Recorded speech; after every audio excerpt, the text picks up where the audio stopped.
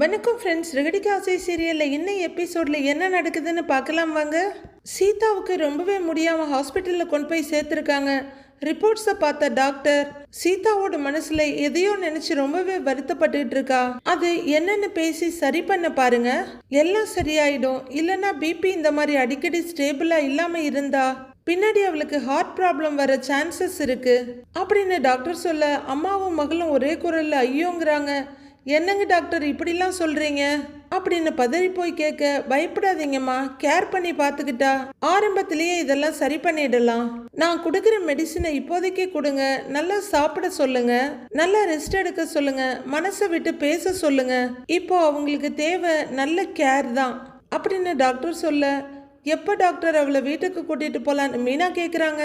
Drips ஏறிட்டு இருக்கு, அது முடிச்சதும் நான் ஒரு தடவை செக் பண்ணிட்டு சொல்றேன், அதுக்கப்புறம் நீங்க கூட்டிட்டு போலான்னு டாக்டர் சொல்ல, சரிங்க டாக்டர் அப்படின்னு சொல்லிட்டு ரெண்டு பேரும் கொஞ்சம் கலக்கமாவே வெளியே வர்றாங்க. வெளியில வந்தது மீனாவோட அம்மா, என்னடி மீனா, நல்லா இருந்த பொண்ணு இப்படிலாம் சொல்றாங்கன்னு கேட்க, அவளுக்கு இப்படி ஆனதுக்கு காரணமே நாம தானேம்மா அப்படின்னு மீனா சொல்ல, என்ன மீனா சொல்ற அப்படின்னு அவங்க அம்மா கேட்க, சீதாவுக்கு அமைய போற ஒரு நல்ல வாழ்க்கைய நாமளே கெடுக்கிறோமோன்னு தோணுதுமா அப்படின்னு மீனா கேட்க, என்ன அவ அந்த அருணை விரும்புறத பத்தி சொல்றியாங்கிறாங்க அவங்க அம்மா. அம்மா, மனசுக்கு பிடிச்சவங்களோட வாழ முடியலங்கிறப்ப யாராலம்மா தாங்கிக்க முடியும் அப்படின்னு மீனா சொல்ல, அதுக்கு இல்லடி, மாப்பிள்ளைக்கு பிடிக்கலையேன்னு அதே புராணத்தை பாடுறாங்க. அம்மா, சும்மா மாப்பிள்ளன்னு அதையே சொல்லிக்கிட்டு இருக்காதம்மா, அவரும் புரிஞ்சிக்காம இருக்காரு, நீயும் அவருக்கு பிடிக்காதுன்னு சொல்லிக்கிட்டு இருக்க, அதான் அவர் இன்னும் இறங்கி வராம அப்படியே இருக்காரு.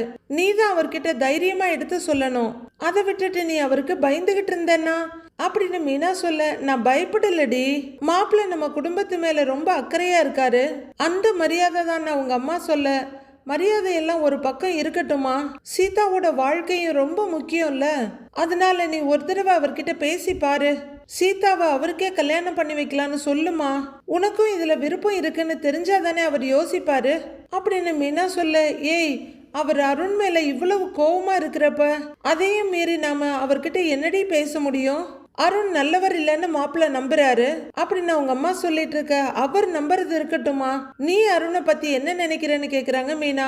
பார்த்த வரைக்கும் அந்த பையன் நல்லவரா தான் இருக்காரு, ஆனா அப்படின்னு அவங்க அம்மா இழுத்துக்கிட்டு இருக்க, என்னம்மா ஆனா அப்படின்னு மீனா கேட்க, இல்ல, மாப்பிள்ள மனசுல அவரை பத்தி தப்பான அபிப்பிராயம் வந்துருச்சு, இப்ப போய் மாப்பிள்ளை கிட்ட சீதாவுக்கு அருணையே கல்யாணம் பண்ணி வைக்கலான்னு சொன்னா அப்போ அவர் வார்த்தையை மறுத்ததா நினைச்சுக்க மாட்டாரா, அவர் வார்த்தையை மீறி ஏதாவது பண்ண போய் உன் வாழ்க்கை பிரச்சனை ஆயிடுமோன்னு பயமா இருக்குடி அப்படின்னு அவங்க அம்மா சொல்ல, அம்மா, என் வாழ்க்கையை பத்தி நீ ஏம்மா பயப்படுற, என்னை அவர் பாதியிலேயே விட்டுட்டு போயிடுவாரா என்ன, என்ன ஆனாலும் அவர் என்னை விட்டு கொடுக்க போறதில்ல, என் மேல அவர் உயிரையே வச்சிருக்காருமா, அப்படி கோவப்பட்டாலும் அவர் என்னைக்குமே என்னை விட்டு கொடுக்க மாட்டாரு, எனக்கு அவரை பத்தி நல்லா தெரியுமா, அவர் ரொம்ப நல்லவரு, முன்கோவத்தால எதையும் சரியா புரிஞ்சுக்காம இருக்காரு, அவ்வளவுதான், நீ பேசுறதெல்லாம் மனசுல வச்சுக்கிட்டு அவர் என்னை ஒன்னும் பண்ண மாட்டாரு, நீ கவலைப்படாதம்மா, அருணும் இவர் மேல இருக்க கோவத்துல சில விஷயங்களை பண்ணியிருக்காரு, அதுதான் இவங்க ரெண்டு பேருக்குள்ள இவ்வளவு பிரச்சனை,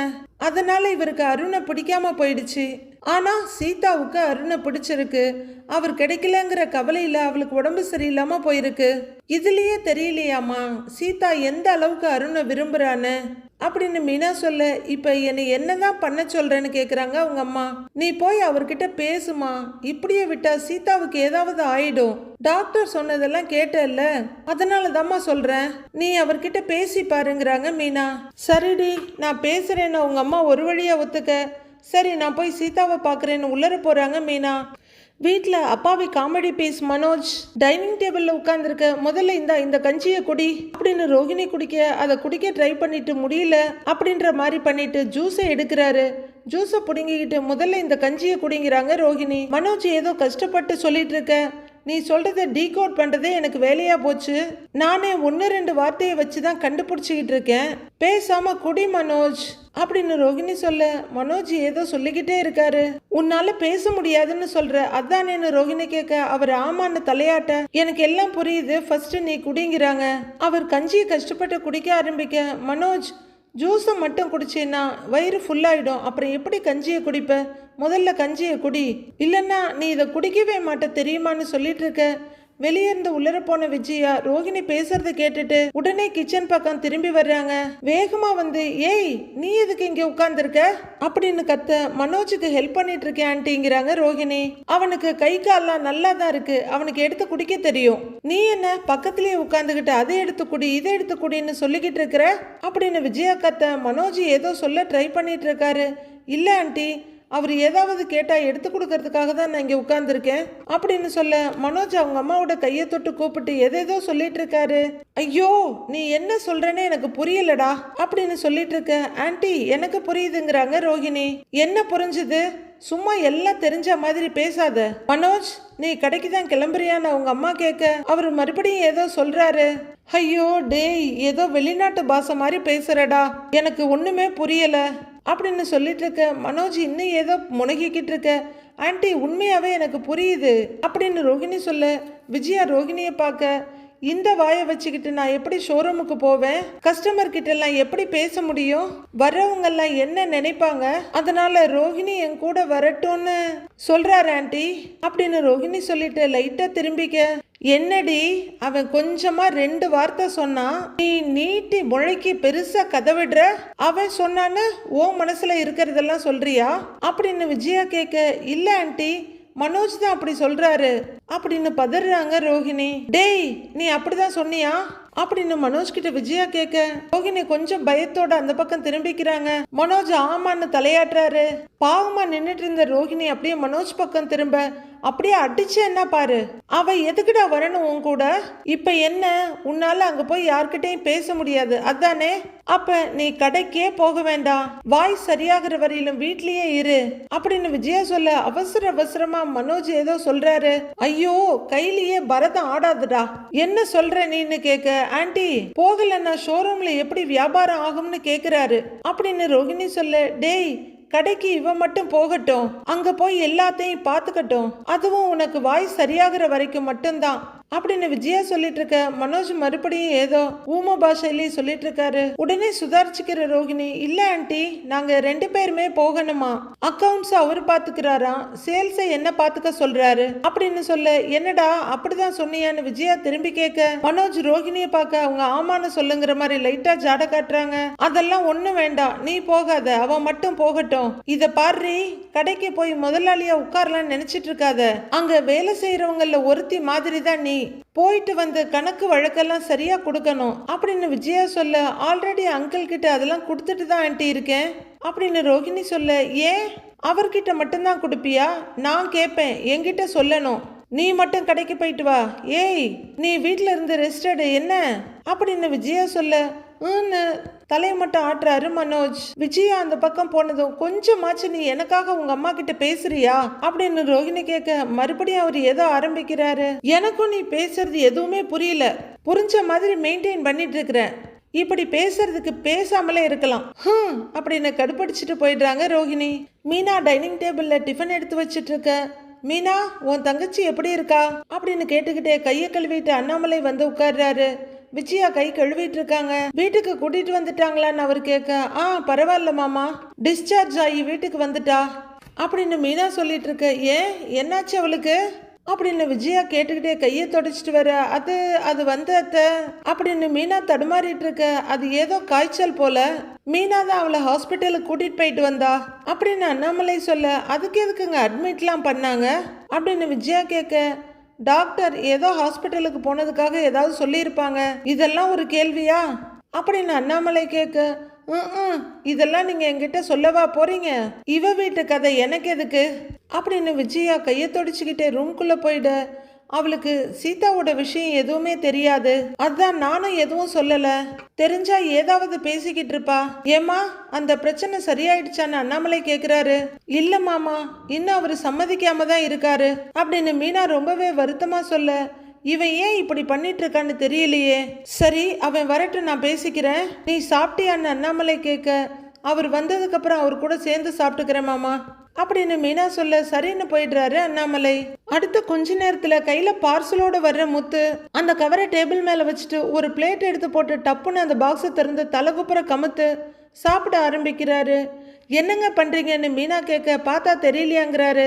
கடையில இருந்து வாங்கிட்டு வந்து அதை வீட்டில் வந்து சாப்பிட்றதுக்கு அங்கேயே சாப்பிட்டு வந்திருக்கலாம்ல அப்படின்னு மீனா கேட்க, சாப்பிட்ருக்கலாம், ஆனா உன்னை வெறுப்பேத்தணும்ல அப்படின்னு முட்டாள் முத்து சொல்ல, ஓஹோ என்ன வெறுப்பேத்துறீங்களா, என்ன எதுக்கு வெறுப்பேத்தணும் அப்படின்னு மீனா கேட்க, நீ ஹாஸ்பிட்டல்ல வச்சு என்னைய வெறுப்பேத்தனல்ல அப்படின்னு முத்து சொல்ல, நான் என்னங்க பண்ணினேன் அப்படின்னு மீனா கேட்க, பார்சல்ல இருக்க ஒரு பாக்கெட்டை கல்லில் கடிச்சு பிச்சுக்கிட்டு, உன் தங்கச்சிக்கு உடம்பு சரியில்லைன்னு உன்னைய ஹாஸ்பிட்டலுக்கு கூட்டிட்டு போனா அந்த போலீஸ்காரன் முன்னாடி சத்தம் போடாதீங்கன்னு சொல்ற, வெளியே போய் சத்தம் போடுங்கன்ற, அதை நீ தனியா சொல்லியிருந்தீனா கூட பரவாயில்ல, எல்லாரும் முன்னாடியும் சொல்ற அப்படின்னு கத்திக்கிட்டு இருக்க. நான் ஒன்றும் உங்களை போக சொல்லலைங்க, ஹாஸ்பிட்டல்ல வச்சு ஏன் சத்தம் போடுறீங்க, அமைதியா இருங்கன்னு தான் சொன்னேன், நீங்க தான் கோவிச்சுக்கிட்டு போயிட்டீங்க அப்படின்னு மீனா சொல்ல, நேரடியா சொல்லணும்னு இருக்கா என்ன, போற மாதிரி பண்ணிட்ட அப்புறம் என்ன, பரவாயில்ல, அவ்வளவுதான் உலகம், உண்மையா இருக்கிறவனை உலகம் மதிக்காது, எவன் பொய்யா நடிக்கிறானோ அவனை தலையில தூக்கி வச்சு கொண்டாடும், நான் பொய்யா நடிச்சு எல்லாருக்கும் நல்லவனா இருக்கிறத விட எனக்கு உண்மையா இருந்து கெட்டவனாவே இருந்துட்டு போறேன் அப்படின்னு சொல்லிட்டு சாப்பிட்டுக்கிட்டே இருக்க. ஏங்க இப்போ உங்களை யாரு கெட்டவன்னு சொன்னா அப்படின்னு மீனா சொல்ல, ஆனா ஒரு கெட்டவன் உன் கண்ணுக்கு நல்லவனா தெரியறான்ல அப்படின்னு முத்து கேட்க, யாரும் நல்லவங்களோ கெட்டவங்களோ கிடையாதுங்க, எல்லாத்தையும் சூழ்நிலை தான் முடிவு பண்ணுது அப்படின்னு மீனா சொல்ல, என் பேச்ச நீ மதிக்க கூடாதுன்னு முடிவு பண்ணிட்ட, அது நல்லா தெரியுது, மொத்தத்துல நீங்க எல்லாரும் ஒன்று சேர்ந்துட்டீங்க, நான் இப்ப வேண்டாதவன் ஆயிட்டேன் அப்படின்னு ஒரு மாதிரி குரல்ல சொல்ல, ஏங்க இப்படிலாம் பேசுறீங்க, இங்க பாருங்க, நீங்க அங்க இருந்து போன உடனேயே அவரையும் போக சொல்லிட்டோம், அவர் ஒன்றும் அங்கேயே இல்லை அப்படின்னு மீனா சொல்ல, மீனா ஒரு பார்வை பார்த்துட்டு என்னை சத்தம் போட்டு அனுப்பிட்டு அவனை சமாதானமா போக சொன்னீங்க போல அப்படின்னு முத்து சொல்ல, மீனாவுக்கு ஏகத்துக்கும் டென்ஷன் ஆயிடுது.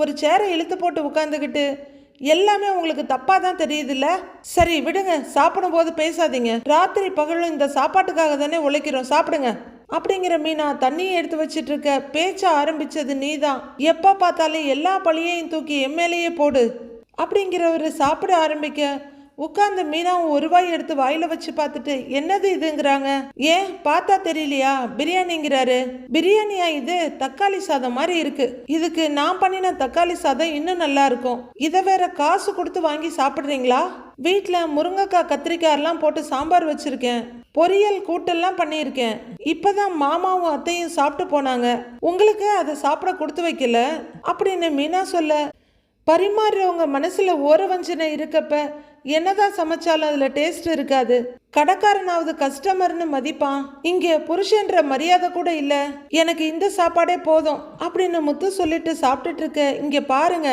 நான் ஒன்னும் உங்களுக்கு மரியாதை கொடுக்காமலாம் இல்ல, நீங்க தான் புரிஞ்சிக்காம இருக்கீங்க, சீதாவுக்கு அவரை பிடிச்சிருக்கு, அவரோட கல்யாணம் ஆகலன்னு ஸ்ட்ரெஸ் ஆகி உடம்பு முடியாம ஹாஸ்பிட்டல் போற அளவுக்கு வந்திருக்கா, அவருக்கு சீதாவை கல்யாணம் பண்ணி வைக்கிறது தானேங்க சரியா இருக்கும், அதுக்கு நீங்க சம்மதம் சொன்னீங்கன்னா போதும் அப்படின்னு மீனா மெதுவா அவரோட கையில கைய வச்சுட்டு சொல்ல, உனக்கு உன் தங்கச்சி நல்லா இருக்கணும்னு ஆசை இல்லையா, சாப்பிட்டோன்னே பிரியாணி நல்லா இல்லைன்னு குறை சொல்ற, ஆயுசுக்கும் புருஷன் கூட வாழ போற வாழ்க்கை நல்லா இருக்கணும்னு யோசிக்க மாட்டியா, சீதா வாழ்க்கை நல்லா இருக்கணும்னு தான் நான் இதெல்லாம் சொல்லிக்கிட்டு இருக்கேன், அவன் நல்லவன் கிடையாதுன்னு சொன்னா உங்களுக்கெல்லாம் ஏன் புரிய மாட்டேங்குது அப்படின்னு முத்து சொல்ல, ஏங்க சீதாவுக்கு அவரை பிடிச்சிருக்கு, கல்யாணம் பண்ணி வைப்போம், அதுக்கப்புறம் அவ வாழ்க்கைய அவ பாத்துக்க போறா, எது நடந்தாலும் அது அவளோட விதின்னு எடுத்துக்க வேண்டியதுதான் அப்படின்னு மீனா சொல்ல, அப்படிலாம் என்னால விட முடியாது, அவ ஆசைப்படுறான்னு தெரிஞ்சு அவ பாழுங்கணத்துல விழ போறான்றத பாத்துக்கிட்டு என்னாலலாம் இருக்க முடியாது அப்படின்னு முத்துக்கத்த, நீச்சல் தெரிஞ்சா கிணறு இல்ல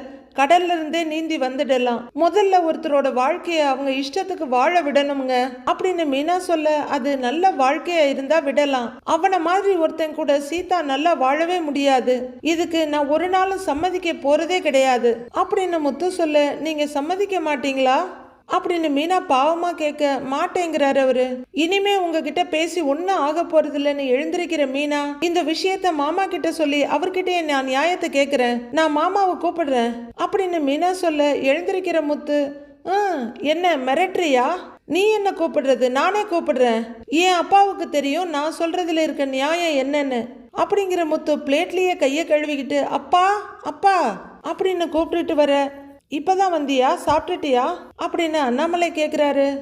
பிரியாணி சாப்பிட்டேன் பாரு முத்து சொல்ல, பிரியாணியா, மீனா செய்யவே இல்லையே அப்படின்னு அண்ணாமலை கேட்க, அவரு கடையில இருந்து வாங்கிட்டு வந்து சாப்பிட்டாரு மாமா, பிரியாணின்னு தக்காளி சாதத்தை கொடுத்து ஏமாத்தி இருக்காங்கன்னு மீனா சொல்லிட்டு இருக்க. பின்னாடி விஜயாவும் வந்து நிக்கிறாங்க. இரு, நீ பேச்ச மாத்திட்டு இருக்காத. அப்பா, உன்கிட்ட ஒரு முக்கியமான விஷயம் பேசணும், வந்து உட்காரு, வாப்பா வாப்பான்னு முத்து கூப்பிட அண்ணாமலை ஒரு சோஃபால உட்கார முத்து எதிரில் இன்னொரு சோஃபால உட்கார்றாரு. என்னவா இருக்கும்னு விஜயா ஆர்வமா பார்த்துட்டு நிக்கிறாங்க. சொல்லுன்னு அண்ணாமலை கேட்க, அப்பா சீதா இருக்கால்லப்பா, அவ ஒருத்தனை லவ் பண்ணிட்டு இருக்காப்பா அப்படின்னு முத்து சொல்ல, ஓஹோ அப்படிங்கிற மாதிரி விஜயா மீனாவை பாக்குறாங்க. அதுக்கு என்ன, வயசு பசங்கன்னா காதல் வரதான் செய்யும், அவன் நல்லவனான்னு பார்த்து கல்யாணத்தை பண்ணி வச்சிட வேண்டியதானேங்கிறாரு அண்ணாமலை. கரெக்டா பாயிண்ட்டுக்கு வந்தப்பா. கேட்டியா அப்பா என்ன சொல்றாருன்னு? லவ் பண்ணா கட்டி வைங்கன்னு சொல்லல, நல்லவனான்னு பார்த்து கட்டி வைக்க சொல்றாரு. அதுதான் அனுபவம், இததான்ப்பா நானும் சொல்றேன் அப்படின்னு முத்து சொல்லிக்கிட்டு இருக்க, விவரமா சொல்லிடாங்கிறாரு அண்ணாமலை. அப்பா, சீதா லவ் பண்றவன் நல்லவன் கிடையாதுப்பா, கரை வச்சு பழி வாங்குறவன். அந்த ஆள் ஒரு டிராபிக் போலீஸ்ப்பா, எங்கிட்ட கூட அடிக்கடி பிரச்சனை பண்ணிட்டே இருப்பாப்லையே, அன்னைக்கு நீ ஸ்டேஷன்ல பார்த்தல்லப்பா அப்படின்னு முத்து சொல்ல, தெரியும் சொல்லுங்கிறாரு அண்ணாமலை. அவன் ரொம்ப தப்பான ஆளுப்பா, சீதாவை நல்லா வச்சு பாத்துக்க மாட்டான், அத சொன்னா இவ கேட்க மாட்டேங்கிறாப்பா, அவனுக்கு தான் கல்யாணம் பண்ணி கொடுப்பேன்னு நிக்கிறா, அதான்ப்பா இப்ப எங்களுக்குள்ள பிரச்சனையும் அப்படின்னு முத்து சொல்ல, மீனாவை ஏற இறங்க பாக்குற விஜயா, ஓஹோ இதுதான் விஷயமா, இதுக்கு தான் நடு வீட்டுல கோடு போட்டானா? என்ன நடக்குதுன்னு பார்க்கலான்னு மனசுக்குள்ள விஜயா நினைச்சிட்டு இருக்க.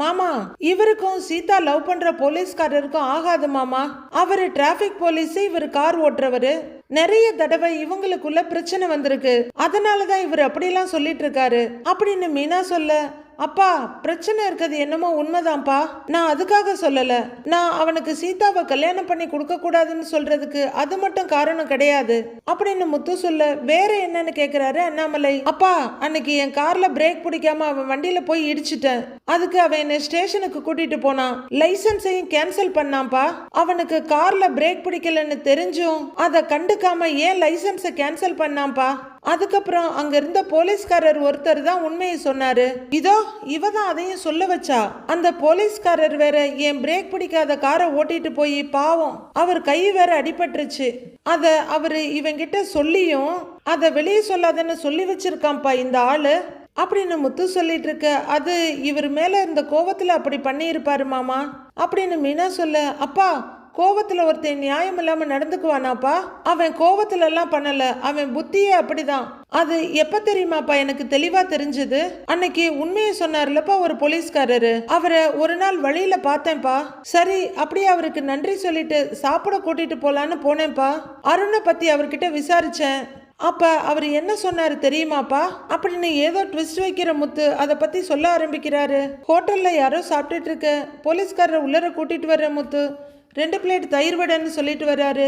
2 பேரும் உட்கார, சார் அன்னைக்கு மட்டும் நீங்க உண்மையை சொல்லாம இருந்தீங்கன்னு வைங்களேன், இன்னைக்கு வரைக்கும் எனக்கு லைசன்ஸே கிடைச்சிருக்காதுங்க சார், அந்த அருண் என்ன தூக்கி உள்ளர வச்சிருப்பாப்ல, ரொம்ப தேங்க்ஸ் சார்னு முத்து சொல்ல, இந்த அளவுக்கு உன் பிரச்சனையை வளர விட்டுருக்க மாட்டேன், என்ன பண்றது, அருண் சொல்ல வேணான்னு சொன்னாரு, டிபார்ட்மெண்ட்டுக்குள்ள பகச்சிக்க முடியாதுல்ல, அதான் கொஞ்சம் யோசிச்சேங்கிறாரு அந்த போலீஸ்காரர், அந்த ஆள் ஏன் சார் இப்படி இருக்காரு அப்படின்னு முத்து கேட்க, அந்த ஆள் அப்படிதான்ப்பா, அருணுக்கு ஒருத்தங்களை பிடிக்கலன்னா எந்த அளவுக்கு வேணாலும் போய் பழி வாங்குவான், அதுக்கு பயந்துகிட்டு தான் நான் சொல்லாம இருந்தேன் அப்படின்னு அவர் சொல்ல, இருந்தாலும் அப்புறம் தைரியமா சொன்னீங்களே சார் அப்படின்னு முத்து கேட்க, அதுக்கு காரணம் உன் ஒய்ஃபு தான்ப்பா, பாவம் ரொம்ப கெஞ்சி கேட்டுச்சு, அதுவும் இல்லாம நல்ல மனசு உன் ஒய்ஃபுக்கு, பொம்பளை புள்ள கண்ணீர் நமக்கு சாபத்தை தான் கொடுக்கும், அதான் அந்த அருண் என்ன பண்ணனாலும் பரவாயில்லன்னு உண்மையை சொல்லிட்டேங்கிறாரு போலீஸ்காரரு.